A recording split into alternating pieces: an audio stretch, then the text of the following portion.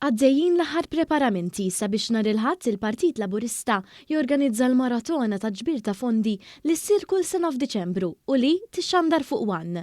Il-maraton tal-ġbir ta' fondi għandha għaddejja ġurnata sħiħa bosta attivitajiet tal-familji Maltin u Għawċin. One News kellem mal-President tal-Partit Laburista Remona Zard li spjegat li l-poplu Malti jaf li għal kull euro li jinvesti fil-Partit Laburista dan imbagħad iroddu lura b'viżjoni u b'riżultati għal pajjiż.